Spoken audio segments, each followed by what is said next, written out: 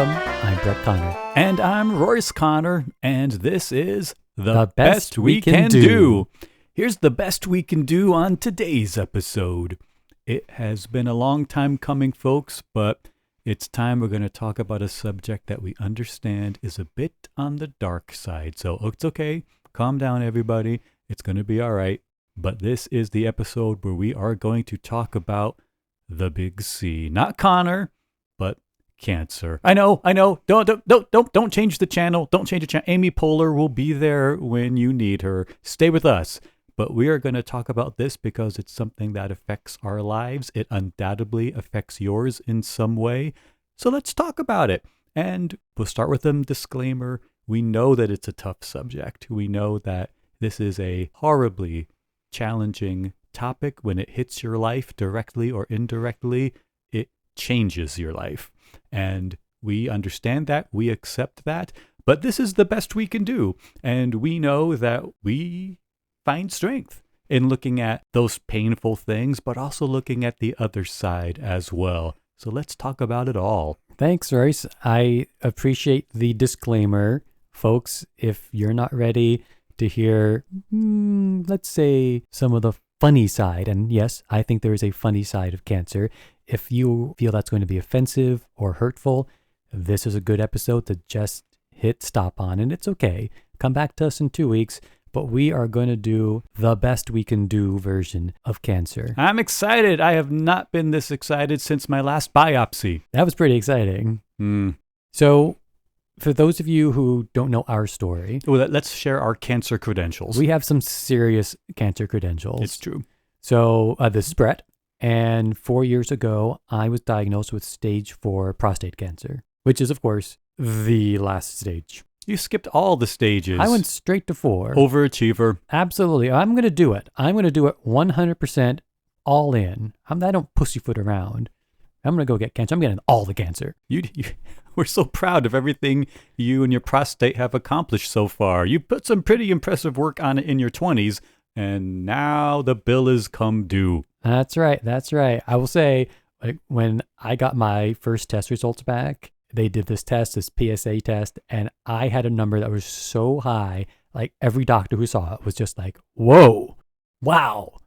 And when your doctor is saying, wow, that's something. You have done amazing things. So the credentials are strong. We should also say that we are not the only 2 people in our lives who've been directly affected by it. Our mother has had cancer multiple times. We've had grandparents.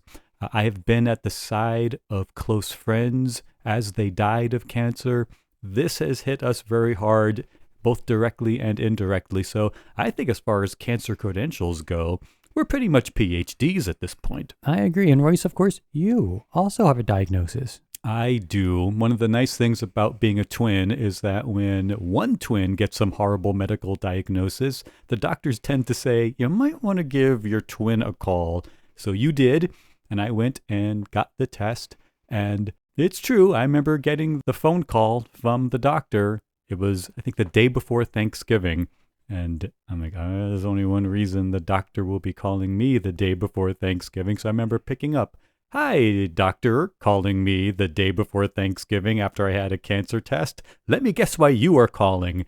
So yes, he was calling to say that I do have prostate cancer as well, but it is at a much earlier, lower stage than yours. I don't think anyone's ever going to be able to figure out why. So where I am is in a much different place, and therefore, you're doing it better than I am. I am. Well, like most things in life, I do them better. I've never been able to achieve at your levels in anything, not even tumors. Oh, well, you're not trying hard enough, Royce. Oh, my God. Yes, I just have tumors. You have like 4 MERS or 5 MERS or 6 MERS. You're doing so well. I'm only at tumors. That's right. You're in the B- stage. I try. I'll study harder for the final. All right.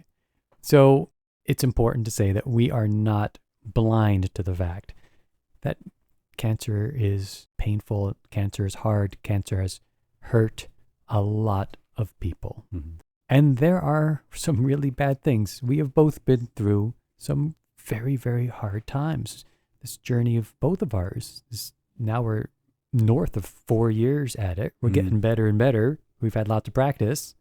It's true. But it was really tough. And when I think about some of the hard times I've had, and I've had plenty of hard times, one of them that really comes to mind is telling my kids. Oh, God, what could be harder?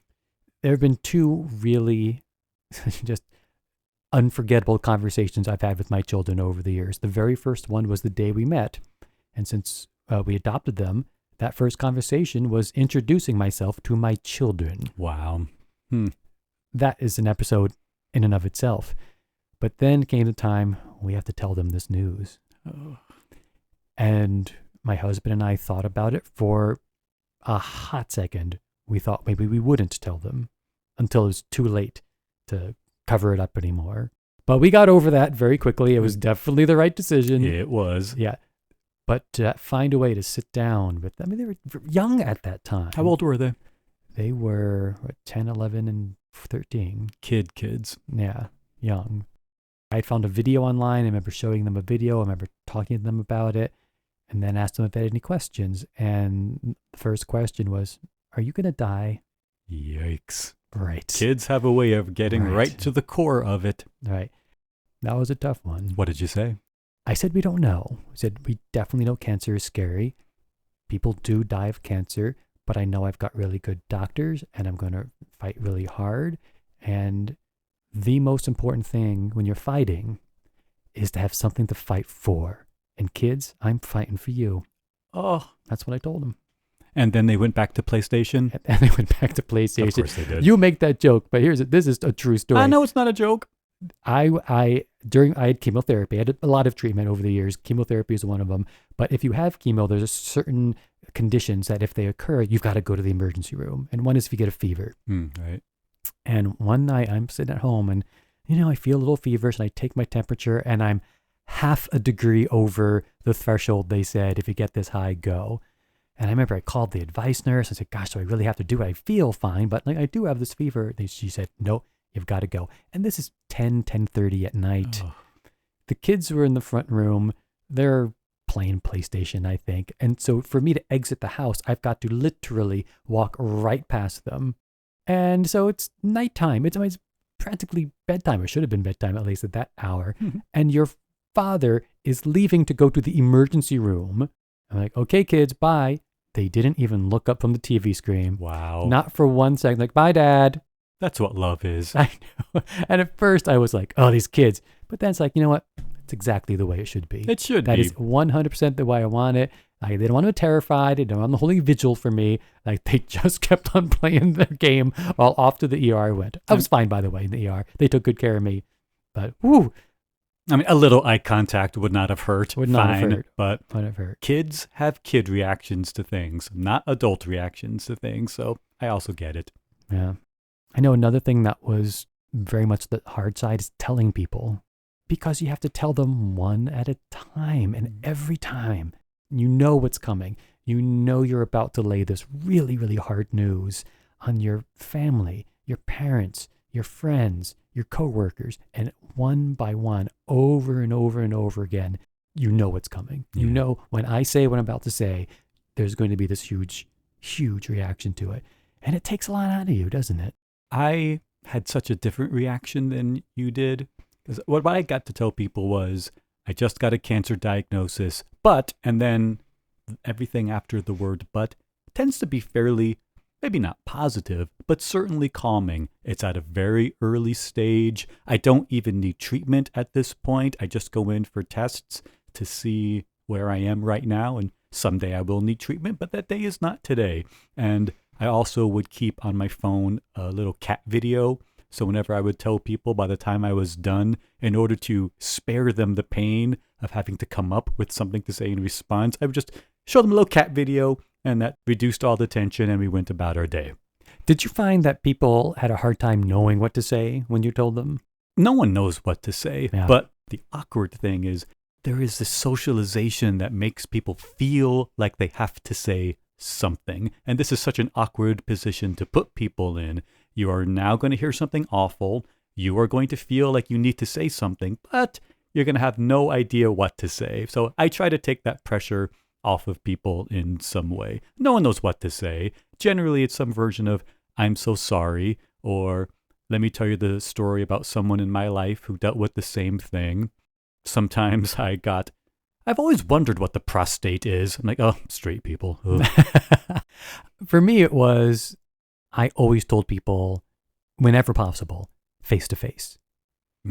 Brave. I just didn't want to tell people in a text or an email. The phone, I mean, that was good for family that lived on the East Coast. We're here on the West Coast. I just wasn't going to see them. But for everybody else, I wanted to look them in the eye and have them see me when they got this news. Because I think when you tell somebody this horrible news, they get an image, right? They have this version in their minds, this idea, an image of what someone with cancer looks like. And if you're in front of them and you are not that person, you're not that image, you're sitting there and you can have this conversation, I think it just helps so much. I'm so glad I told people face to face. But it also meant some people I didn't tell for a long time because I didn't see them for a long time. Yeah. I found that I didn't mind texting people. I found that texting people spared them having to say something in the moment. They could look at the text, be shocked, think of a response, and either text it back or give me a call. Someone did say, why did you tell me via text? Like, you want me to tell you via Ouija board? Like, you'll find out the way I want to tell you. It's my story. I'll tell you the way I want to tell you. You listen to it any way you want to listen to it, but it's my story to tell the way I want to tell it. You can get all the cancer you want, and when you do, you can tell people any way you want. Skywriting, I don't care. But my cancer, my story. I agree, and I think that's so important.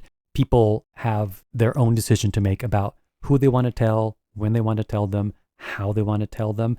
And, I know some people, want to put up a billboard on the interstate, and some people don't want anybody to know.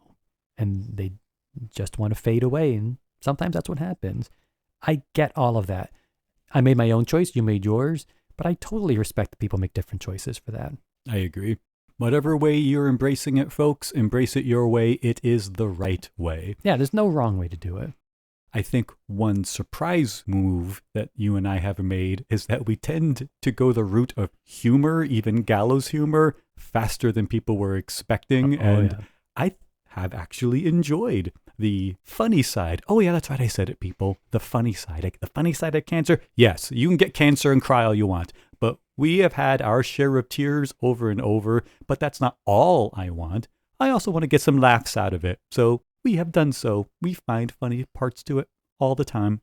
Oh, I agree, Royce. I mean, right at the very beginning, this font of humor, but coming from sources you would not expect and the kinds of things that not everyone would find funny. For sure. Like one of the first conversations I had at the very, very beginning, I was speaking with a nurse who was going to coordinate all this care I was getting. A lot of therapies, a lot of options, a lot of things being thrown at me. And so this nurse was in charge of let's schedule everything out and make it all work and, communicate. And so I'm talking to her and I had to sort of constantly start from scratch and catch her up on what's going on. So I'm doing that. And she's absorbing all this and she says, gosh, you remind me so much of another patient from a couple of years ago. And I said, oh, what happened to him? She said, oh, he died. Thank you, bedside manner. Why in a million years would you say that to someone? I can still hear the sound of his screams. We're watching him waste away day after day. Oh my goodness. You're a spitting image. It was the size of a grapefruit by the time he was done. Oh my gosh. Lovely. If you live in California, almost any place you go has a sign out front that says, according to the state of California, the chemicals in use in this place cause cancer. Every place you go to. So every time I go to Target, I walk in and think, geez, I came in here for deodorant and Preparation H, and now I got cancer. Thanks, Target. Jeez. Here's your $5 reward card. Oh. Funny things were constantly coming to mind, but I would say them in inappropriate places. I remember I was at work and I decided I was going to tell people at work that this was happening. And so I went and I gave them all the news. And at the end of it, and I said, the best part is my kids are going to have the best college admissions essays of all time. Ooh. There's the silver lining we were searching for. I thought that joke was hilarious. I was met with, Oh boy. this table full of cold, dumbfounded stares. They did not think that was funny at all. I remember when you first got your prognosis, which let's just say wasn't exactly rosy. One of the first decisions we made is we should throw a party. While you are healthy enough to enjoy it, before you begin this road of unpleasantness, let's just throw a party. We'll invite everybody you know, near and far, family and friends. And we can just celebrate your life together. And we were thinking of a theme. And I instantly thought of a song, and like, we're going to make this song the theme. And every time we told someone this idea, they look at us with shock and horror, because I would grab my Spotify and say, here's the idea for the theme, everybody. And I'd hit play on the song, and Elvis would start singing, "It's now or never." No one thought it was funny but us. Yeah, you and I thought it was funny. I still think that's funny. I think if we ended up not doing the party because Brett is a medical miracle and they haven't kicked him out of here yet. But when the day comes, if the day comes, we're having the It's Now or Never party. And if you don't like it, people can stay home. More martinis for me. I agree. Stay home. If you don't like the jokes, sorry, folks. Like, I'm like, even though, I've got kids at home, I've got a husband, and I know this is hard on them. I cannot help it. I throw jokes out at home all the time. Anytime the kids, they're growing up, they have like little growing pains, aches and pains, like, oh, my back hurts. I have the same response. Could be cancer. You say that to children? First of all, I've said that to them every second they've lived in our house. I have used that joke. And when I got diagnosed, I think they thought I would stop telling that joke. Oh, and I do not. I'm sure you doubled down. I do not stop telling that joke. Everything, well, it could be cancer. I will walk through the smoking section of a casino and people will be like, oh, doesn't the smoke bother you? And I'll say, what's it going to do? Give me cancer? Oh, yeah. I like going to the home goods store and picking up a vase and asking, how would I look in this? Will this vase make my ashes look fat? It's true. I get it. I get my it. gosh. I'll say, there are good things about having a cancer diagnosis. By far the best thing. People tell you all the time how good you look. Oh, Lord. You look fantastic. And I know that's because they expect me to look like the Crypt Keeper. Oh, yeah. They want you to look like John Waters on a hunger strike. Yeah. And then I walk in and I'm, pretty good. I am pretty good. And it's like, oh, you look fantastic. So I'm telling you folks out there, if just having a bad day about your looks, I'm not saying go out and get cancer, but I'm saying if you have it, use it. Yeah, it's not a good reason to start smoking, but if you are a smoker, use it. I agree. It's a benefit. Like, my ego has never been bigger than it is right now. I tell my husband all the time that when he wants to get out of things, he should just use my cancer as an excuse. You need to log in a little late to work? Tell them I have an appointment. It doesn't matter that it's true. Or you want to get out of some after-work happy hour you don't want to go to? Say my husband has cancer and he needs me at home to change his bedpan or something. You don't need cancer for that. They'll believe it. Oh, it's true. I find myself, when I get on the subway, and they have the seats that are cordoned off, I sit in them. Good. It's like, look, Americans with Disability Act, it lays it all out like I technically have a disability. That is my seat. I know I may not look it, but I am sitting in it and I am not going to feel bad about it. And if you're going to give me the stink eye because from the outward perspective, I don't seem like I should be sitting there, too bad. I mean, that is the problem you want to have. You don't want to look like someone who needs that seat, and you don't. You look great. Oh, thank you. Oh, gosh. It's so nice for you to say. I thought you'd look like Brett of the Living Dead, but you just look amazing. You have hair and everything. That's right. I put the living in dead. You are making your pre-posthumous days look so good. That's right. Have we lost every listener by now, do you think? Have we offended everyone listening to this podcast? Mom is probably still listening. Thanks, Mom. Thank you, Mom. You're our biggest fan. Mom, by the way, has had cancer multiple times and comes back stronger each and every time. That's and true. She, in a way, showed us the path for how not to just survive this, but how to survive it with a certain edge to it. She made it look easy. It was not. She did make it look easy. Now, she also made us go through 20 years of Christmases. Each one was her last. Oh. Every Christmas for 20 years. This is my last Christmas. And, at the beginning, at the first diagnosis, that was a real concern. And then the second Christmas came, and it was still a concern, but okay. And then, Christmas after Christmas would come, and it was still, this is my last Christmas, this is my last Christmas. And then finally, 15 years into it, I'm like, I was like, Mom, can we just have the ham now? Mom, I think you're going to have to just accept the fact that you're going to make it. The prognosis is looking pretty good. Yeah. This is not your last Christmas. Just get over that.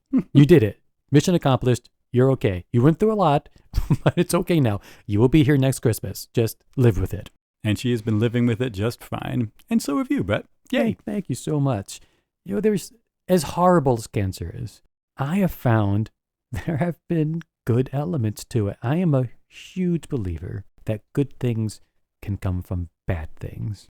I remember at the very beginning, you gave me a cameo. If you're listening, you don't know what a cameo is. These are short videos that celebrities do, and you could pay them a fee, and they'll make a video, and you can tell them what to say or what you're thinking, and they'll put together a nice personalized video for you. And you had one done by the amazing Julia Sweeney, who I adore. I've just loved her forever.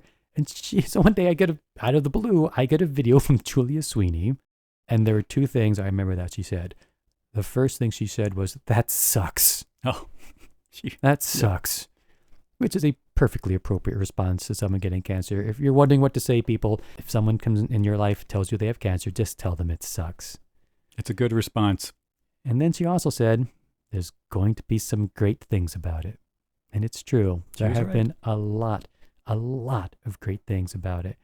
For me, one of the big ones has been the experience of gratitude. And you'd think you get in the situation and it's a horrible diagnosis and you have to live with it every day. You'd think that's something that would just be jettisoned immediately. But I had quite the opposite experience. I find myself so grateful for everything. So grateful for, the doctors and the nurses who have taken unbelievably good care of me.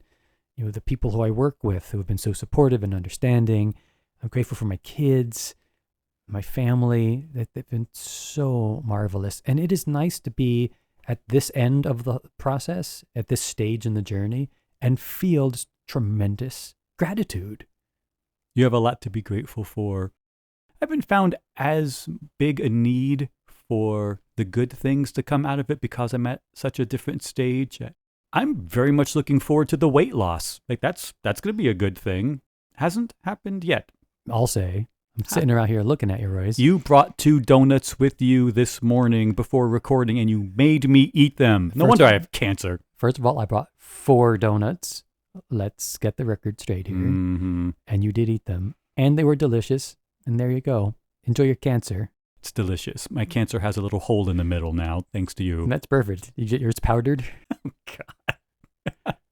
It's more like sprinkles. I think one of the other really wonderful and beautiful things that happened was this sense of community that came around me. 4 years ago, when my kids were much younger, one of their parents found out. One of the kids' friends' parents heard about it. Yep. And I went to pick him up at their house, and they said, "Brett, your son just told me some terrible news. Is it true?" And we talked about it, and yes, it is true. That person put the elementary school parents totally on it. And suddenly, nice. People are showing up at my door every single day with a casserole, with dinner.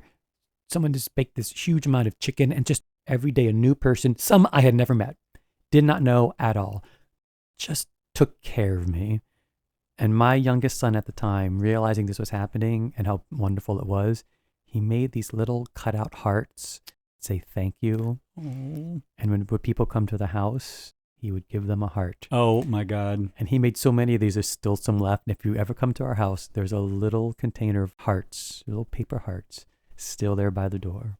That is so incredibly sweet. It's so wonderful. I'll admit I'm also jealous that you got free food out of it. I haven't even gotten a fortune cookie out of it. I'm saying, just try harder, Royce. Maybe try if I harder. just close my eyes and believe. Just Just like will it to be. Ugh. When people ask how I am, I tend to give the metaphor of the ticking time bomb, where a ticking time bomb is in and of itself not a danger, because it's just a thing sitting there. But one day, the ticking is going to stop and it's going to go off. So every time I go in for a test, I wonder, is it still a ticking time bomb or has it gone off? And I live in a little bit of fear of that. But in the meantime, I'm just going to keep enjoying and smiling as much as I possibly can. Otherwise, I miss, oh my God, the first biopsy I ever had. I won't go into details about the biopsy, folks, but believe me, you're happier not knowing. Just let your fantasies run wild and watch Heated Rivalry. Close enough. I'd not met the doctor, so this is the first time I had met this particular doctor. And in my mind, I have this picture of who is going to walk in the door in a moment. This doctor is going to come in. He or she is going to be very professional, straight out of the best episodes of Grey's Anatomy, and put me immediately at ease with their exceptional bedside manner. What happens instead is the door opens up, and there is a doctor wearing this flame-themed mask, and he gives me these rock and roll fingers sticking up and goes, "Let's do this!" Oh my gosh, Royce. No. Exactly what happened. That was the kind of care I was not expecting to get, and I will say he treated the procedure with a very rock and roll kind of energy, which stayed with me for quite a bit while after. I did not bring him chocolates later that day. Well, it was his favorite band, The Spinners. That's good. I remember when I got my biopsy. Let's exchange biopsy stories. Why not? This is what the public really wants. Same thing. I'm in the little robe. We're waiting, and I just get the sense the doctor is running late. So there's a nurse with me who is just buying time, and she decides this is how she's going to pass the time while we wait for the doctor. She is going to show me all the instruments that are about to be used on me. And there's a whole little tray of them, and she's explaining what they are. And I'm like, I have to be here. I want to be here. I'm glad I'm able to get this care and get some answers. But for God's sake, woman, what makes you think anyone wants to see what you're about to use on me? I don't want to see that. The tools used in a biopsy do not fill you with warm, fuzzy feelings. They fill you. Oh my God, it's like a Louisville Slugger with a needle on the end. They gave me an Ativan, and I was texting my husband and friends during the whole event. Oh, that's nice, actually. I don't think they appreciated it, but they can get their own biopsies and handle it any way they want. Speaking of husband and friends, it really reminds me, when I think of the best thing that has come out of this diagnosis and this experience, it's a very clear answer for me. And that is the experience of being on the receiving end of a tremendous amount of care, love, and concern. Beautiful. And I think that's something that people who don't like to tell others of what's happening to them, they miss out on it.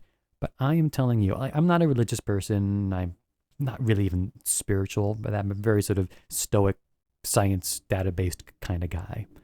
But I will tell you, when you have literally hundreds of people in your life, some you know very, very well, family, friends, people have been with you your whole life, some colleagues, acquaintances, when all of them are pulling your direction, when all of them are sending you love and care, you feel it. I felt it in a very real, very palpable way. And it's very difficult for me to explain exactly what it is or what was happening. And I feel like, I'm not making it up. It's not some psychosomatic thing. Yeah. Like something real happened to me. Something profound and beautiful happened. And it happened in 100 different ways. People expressed that care so differently. My mom was doing rosaries. My aunt was doing Reiki. Some people was just sending text messages. People brought me food. All of this. I think there's a reason I'm sitting here today feeling as good as I am and doing as well as I am. And, fine, maybe part of that is me, but I think the majority of it is them. All these people who just cared. They cared. You are surrounded by love for a good reason. You have earned it. Thank you. Thank you. I know there's more coming, and, it's not always going to be jokes and sunshine. But you know what? No matter what happens, I'm going to find the best part of it. I promise no matter what you go through next, I will be there cracking jokes in your face about it. I will be so mad at you if you don't. You have nothing to fear. Yeah, I want scandals. I want shock, and I can't believe what he just said. I want some of that. That's what I want around me during all of this. Your wish is my command. And here's what I feel. Folks, we are all on a one-way train heading the same place. Some of us are going to get there earlier than others. That's okay. That's okay. We are all in this together. Everybody. Very nicely said. I would only add, before we close, that I've also felt a great deal of love from people. And if there's one message to take from this, folks, you are dealing with cancer in some way, either directly or indirectly. Your approach to it is the right one. And be open to different approaches as well.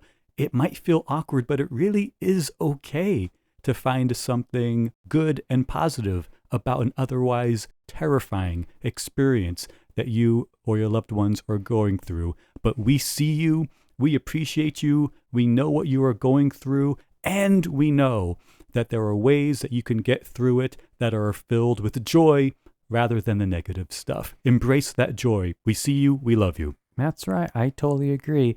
Don't let anyone tell you how to feel. Don't let anyone tell you what you have to do. Whatever you're feeling and doing, it's okay. If you're feeling positive, fantastic. Be positive. If you are feeling down, don't let people tell you to be positive. What do they know?